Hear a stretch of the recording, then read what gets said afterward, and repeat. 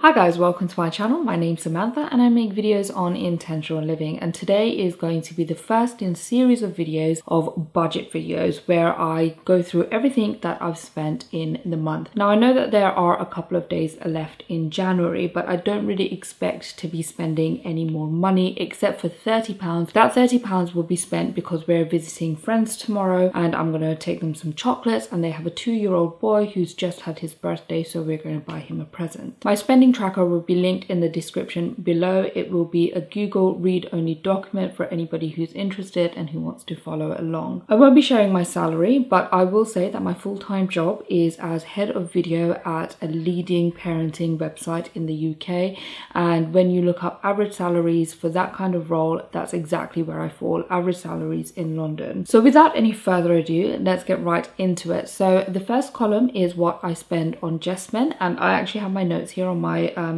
mobile phone, so I'll have a look there. I spent it on her £1,224.20, and for anybody who's new, Jesmin is my 1-year-old, and that amount is broken down into £59 for food, so that's formula and packaged food like Ella's stuff. Ella is a well-known kind of food brand.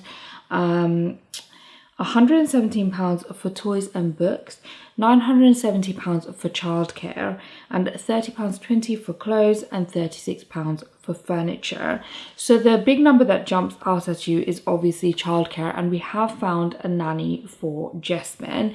That amount isn't for full-time care, it's only for 3 hours in a day so that I can get a little bit of work done. It was actually really nerve-wracking to find somebody. I've obviously never done this before, this is my first baby. So I signed up to 3 websites, 2 of them were paid for and the third one was free. But with the third one, if you did find somebody through them, you would need to pay an ongoing cost. We did actually find our nanny through the free website, so now we do pay that website a little bit of money. They're called Koru.com, and they actually incorporate the cost into your nanny's hourly rate. And when you employ a nanny, you essentially become their employer, so you need to pay tax and there's some other paperwork that needs to be done, and Koru take care of all of that for you, which I thought was pretty good. They also do a DBS check, that's a criminal records check essentially. They also check references, and what else do? They also do first aid training, which, you know, gives you a little bit of peace of mind when you're giving your baby to somebody to look after. It's actually really good doing this budget video because I don't think I would have remembered to cancel my subscriptions to the other 2 paid for. There's a bird outside and it's calling so loudly. This is so bad, but I want to go and punch it. So the next thing I want to talk about, I do want to talk about the fact that my nanny is still shadowing me. So I'm there for part of the time that she's with Jesmin, and it seems to be going really well. Jesmin's really taken to her. She's really nice, and yeah, I really hope it works out well because I'd love to claw back some time for myself. Honestly guys, sometimes I have so much to do that I just end up crying because I'm so overwhelmed, and sometimes I can't sleep at night because my to-do list is going around in my head. In terms of what I have to do, so I work full-time, as you know. I have a small business that I run. It's called London City Girl. It's a tiny social media company. It also has a YouTube channel and I make educational content on there. It's kind of my main channel. My father unfortunately recently passed away and I'm dealing with his estate, which is actually pretty complex. And you know, Jesmin's 1 year old now and she wants to do stuff. She doesn't want to stay at home being bored, so I've signed her up to lots of activities and I need to make sure that I have that time free for her. She goes to story times, she goes to soft play, she has a very active social life, so I need to try and keep up with that as well. It is funny because when you watch YouTube videos, you think that the person on the other end of the screen has their life completely put together, and although my life is okay, I'm just hanging on by a thread sometimes. I did notice that I also spend quite a substantial amount on toys for Jesmin. So I signed up for a £15 Whirly subscription. It's a toy exchange facility and I thought that would be quite good, but to be honest, the first box has been a fail.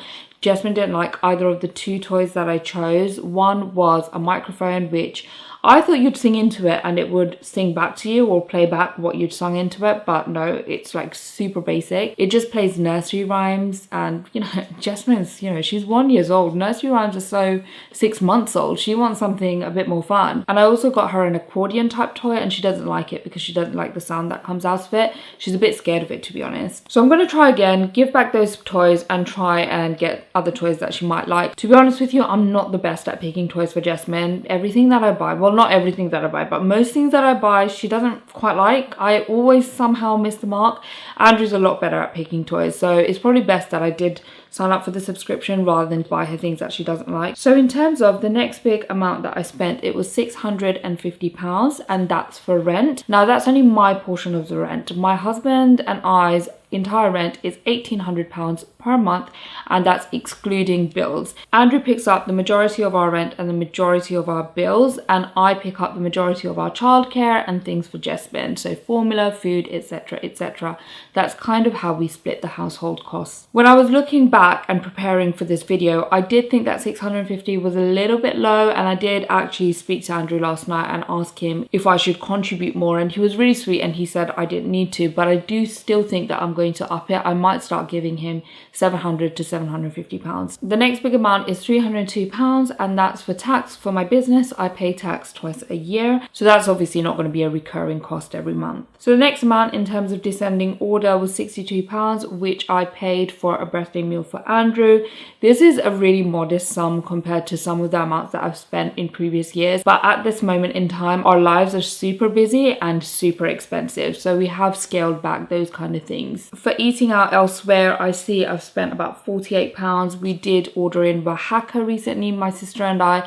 Oaxaca's really expensive. If you don't know, they do small plates of Mexican food and it's so tasty, but I only ordered £12 worth of food because it's super expensive, and there were like only 2 small plates, and the rest was like Domino's, Nando's. We do actually order from Nando's quite a bit. And the next amount was £32 for groceries. Andrew normally pays for all of the groceries. He does most of the shopping and cooking for our household, so that's why the grocery amount is so little. So for my bills, I spent approximately £150. Of that, £78 was my parents' Sky bill. I still pay for it because I'm here quite a lot and I love Sky and I want them to have Sky, but it's so annoying because I actually phone up Sky every few months and I negotiate that bill down, and somehow within 2 or 3 months it creeps right back up, so I'm going to have to give them another call. And it's annoying because I don't want to do without my subscription, and I don't want to keep calling them and threatening to leave them when I actually have no intention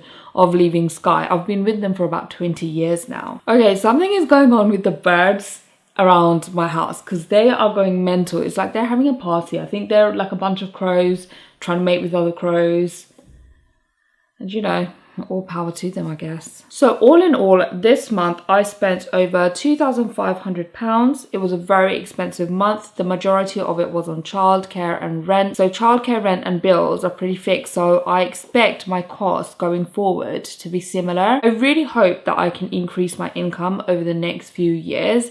But to be honest with you, the last couple of years have been so unpredictable that I don't want to have my heart set on something and it not work out. But I would love to increase my income pretty substantially over the next few years because, you know, life is expensive, as I said, and kids are expensive, and I knew that. But when you look at my breakdown and you see how much I spend on Jesmin, you realize how expensive they really are. However, saying that, I do think, you know, you don't have to spend that kind of money on your child if you don't want to. I obviously have a weakness for buying her toys and books. The other stuff I think are necessary. Obviously childcare is necessary, and for me, giving up my job to do childcare full-time is really not an option. I love what I do. It actually took a lot of time investing in my career to get to this point, and I'm not willing to kind of sacrifice it.